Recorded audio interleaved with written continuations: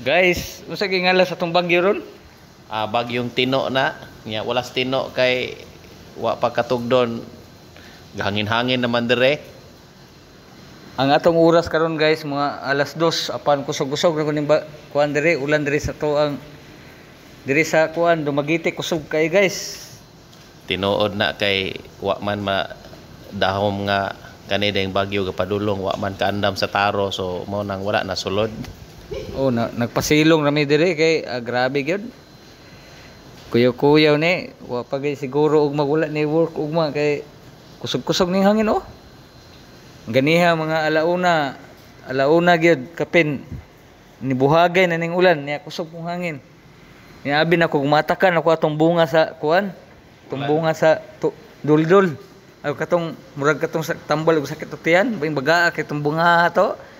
Nitugdon ni dos ko nga nag-withdraw ko kwarta matay kinaatak man noon. Kusog-kusog kay no, wala oh. No, lagom-lagom na ning langit, guys. Kisa imo i-greet sa imong mga kauban? Akong i-greet katong gwapong tawo nga si College Den og si Dudong Marnel og ang pinakakusgan nga si Dudong Tuting og si Rone Ricketts. Baling katawa ni Peace the Word. Peace the world. Kasi may kasulti ni Muros mga atong kasikas ron sa atong programa. Ako kasulti sa itong kasikas ron. Mag-amping ang tanan o katong doors ilang balay sa sapa.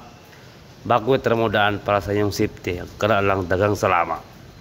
Okay, ilabi na po diya sa Banika River kay mao gunay iligon kay na diha. Diya sa Dumaguete. Kana ron taas na ron sa una maba na giayaw na kusa-kusa atong bagyo sa una atong sindong. Guba ng bridge. May gani karon kay paglingkod atong kasamantangang mayor, iyan ang gipatrabaho. Tsada na gian diha.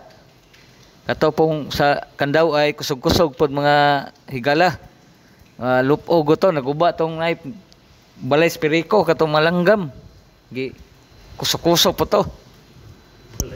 Oh, nya karon na pod linog na pod og kining bagyo matay. Sa guni guys, sa kasulti nimo Brad Peace the Word.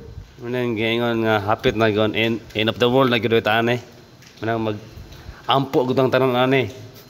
Mao gani kay na maguna sa kasulatan gyud ngayon kanang linog gitagna na magunas ug na mo'y Bible diya inyong nambasahon ng Jeremias 10:10 makita niyo diya nga mukurog ng kalibutan kung masuko ng labong makagagahom.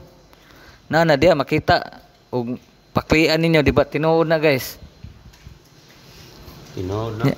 Ang linog makita po na sa Revelation 16-18 mabasa na diha nga nagoy linog na isulat na sa balaang kasulatan.